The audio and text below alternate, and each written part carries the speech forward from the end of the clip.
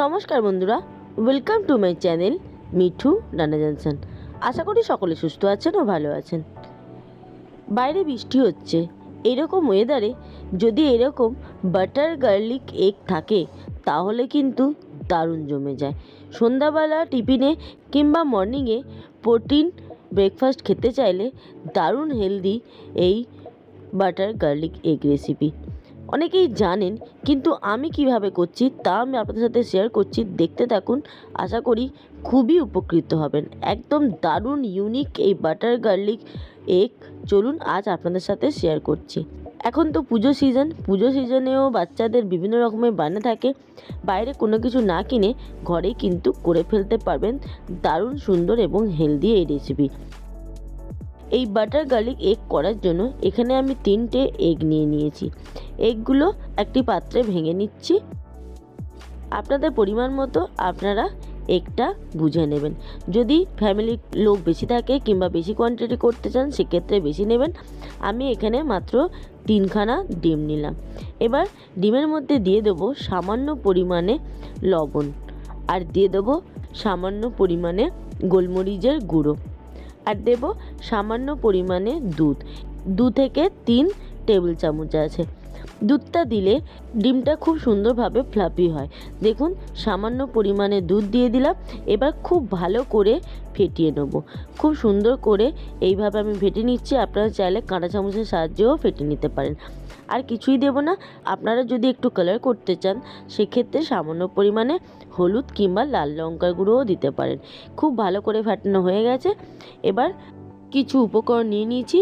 দেখুন, এখানে একটি প্লেটে নিয়ে নিয়েছি পেঁয়াজ কুচি, লঙ্কা কুচি, রসুন আর ধনেপাতা কুচি। এবার রসুনগুলো ছোট ছোট করে কুচি করে নেব। পেঁয়াজটা একদমই অপশনাল। পেঁয়াজটা আপনারা চাইলে দিতেও পারেন, নাও দিতে পারেন। আমার স্পেশালি পেঁয়াজটা দিলে খুব ভালো লাগে, তাই আমি পেঁয়াজ কুচি দিলাম। রসুনগুলো খুব সুন্দর করে কুচি কুচি করে কেটে নেব। গার্লিক এগ যেহেতু, তাই একটু গার্লিকের পরিমাণটা বেশি দিতে হবে। দেখুন, সমস্ত রসুনগুলো খুব সুন্দরভাবে কুচি করে নিয়েছি। এবার রান্না করার পালা। রান্না করার জন্য গ্যাসে প্যান বসিয়ে দেবো। এখানে আমি ফ্রাই প্যানে করে নিচ্ছি, আপনারা চাইলে কড়াইতেও করতে পারেন।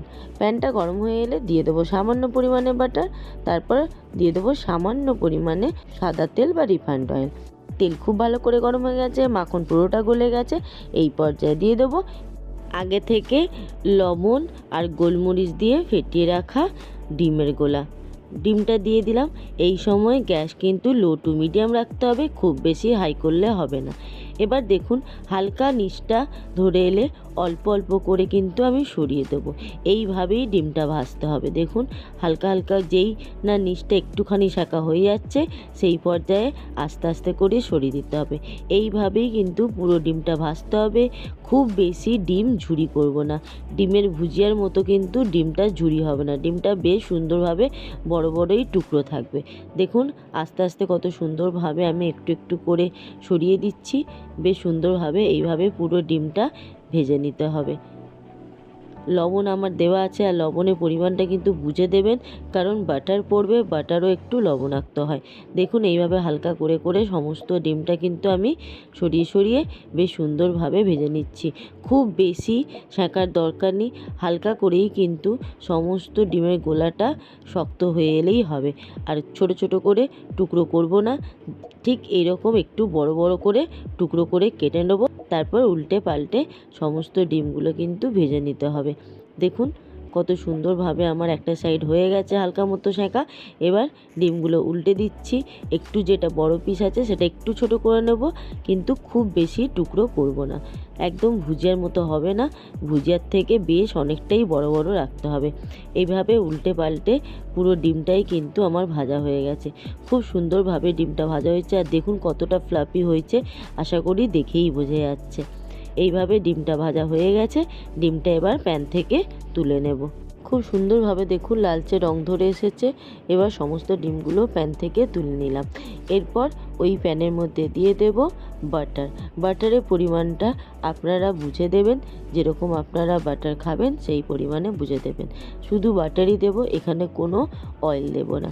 বেশ অনেকটা পরিমাণে আমি বাটার দিলাম। এবার বাটারটা হালকা মেল্ট হয়ে এলে এর মধ্যে দিয়ে দেব রসুন কুচি। রসুনটা ভাজতে একটু টাইম লাগে, তাই রসুনটাই আগে দেব। দেখুন বাটারটা বেশ সুন্দরভাবে মেল্ট হয়ে গেছে। এই পর্যায়ে রসুন কুচিগুলো দিয়ে দিলাম। রসুন কুচিগুলো দেওয়ার পরেই দিয়ে দেব পেঁয়াজ কুচি আর লঙ্কা কুচি। রসুনটা সুন্দরভাবে লালচে রং ধরে এসেছে, খুব বেশি না, হালকা লালচে রং ধরে গেছে। এই পর্যায়ে দিয়ে দিচ্ছি পেঁয়াজ কুচি আর লঙ্কা কুচি। লঙ্কা কুচি আর পেঁয়াজ কুচি আবারও হালকা করে ভাজা করে নেবো। গ্যাস কিন্তু আমি লো টু মিডিয়ামে রেখেছি, হাই করিনি। গ্যাস হাইতে রাখলে সমস্ত কিছু কিন্তু পুড়ে যাবে। বেশ সুন্দরভাবে দেখুন পেঁয়াজটাও হালকা লালচে রং ধরে এসেছে, খুব বেশি না, হালকা লালচে রং ধরে এসেছে, একটু নরম হয়ে গেছে। এই পর্যায়ে দিয়ে দেব 1 চামচ পরিমাণ কর্নফ্লাওয়ার। আপনাদের কাছে যদি কর্নফ্লাওয়ার না থাকে সেক্ষেত্রে আপনারা সামান্য পরিমাণে ময়দাও দিতে পারেন।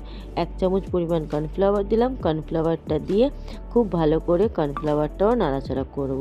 যদি আপনারা মনে করেন পেঁয়াজ দেবেন না, সেক্ষেত্রে পেঁয়াজটা স্কিপ করে দেবেন। দেখুন হালকা করে কর্নফ্লাওয়ারটা নাড়াচাড়া করে নিলাম। কর্নফ্লাওয়ারের মধ্যে থেকে হালকা একটু ব্রাউনিশ কালার চলে এসেছে। এই পর্যায়ে দিয়ে দেব 1 কাপ পরিমাণ দুধ। দুধটা দিয়ে সব কিছু একসাথে নাড়াচাড়া করে নিলাম। বেশ মিনিট 2 মতো নাড়াচাড়া করে নেওয়ার পরে দেখুন কত সুন্দরভাবে ফুটে বেশ সুন্দরভাবে কিন্তু ঘন হয়ে এসেছে। এই পর্যায়ে দিয়ে দিলাম 1 চামচ পরিমাণ চিলি ফ্লেক্স। চিলি ফ্লেক্স না থাকলে আপনারা গোলমরিচের গুঁড়োও দিতে পারেন। চিলি ফ্লেক্সটা দিয়ে আগে থেকে ভেজে রাখা ডিমটা দিয়ে মাত্র 1 মিনিট সব কিছু একসাথে নাড়াচাড়া করে মিশিয়ে নিলাম। তারপরেই গ্যাস বন্ধ করে ওপর থেকে ছড়িয়ে দেবো সামান্য পরিমাণে ধনেপাতা কুচি। একদম ঝটপট তৈরি হয়ে গেল। কি দুর্দান্ত খেতে হয়, আপনারা একবার করে না দেখলে কিন্তু বুঝতে পারবেন না। দেখুন একদম পারফেক্ট রেডি টু সার্ভ আজকে আমার রেসিপি বাটার গার্লিক এগ। অসম্ভব সুন্দর লোভনীয় স্বাদ হয়। একবার কিন্তু এই ফেস্টিভ্যাল মরশুমে করে খাবেন, দেখবেন দুর্দান্ত লাগবে। সন্ধ্যাবেলায় বাচ্চাদের ছোটোখাটো খিদের জন্য কিন্তু একদম পারফেক্ট একটা প্রোটিনযুক্ত এই হেলদি রেসিপিটা। ভীষণ পরিমাণে ইউনিক। দোকানে অনেক অনেক টাকা খরচা করার থেকে ঘরে মাত্র 3টে ডিম দিয়ে কিন্তু আপনারা তৈরি করে নিতে পারবেন বাটার গার্লিক এগ। এবার সার্ভ করে দিচ্ছি গরম গরম। জাস্ট অসাধারণ হয়েছে দেখতে আর খেতেও দুর্দান্ত হয়। আমার আজকের এই বাটার গার্লিক এগ রেসিপি আপনাদের কেমন লাগলো অতি অবশ্যই আমাকে কমেন্ট করে জানাবেন। ভালো লাগলে একটি লাইক করে দেবেন। আর আমার চ্যানেলে নতুন বন্ধু হয়ে থাকলে আমার চ্যানেলটি সাবস্ক্রাইব করার অনুরোধ রইল।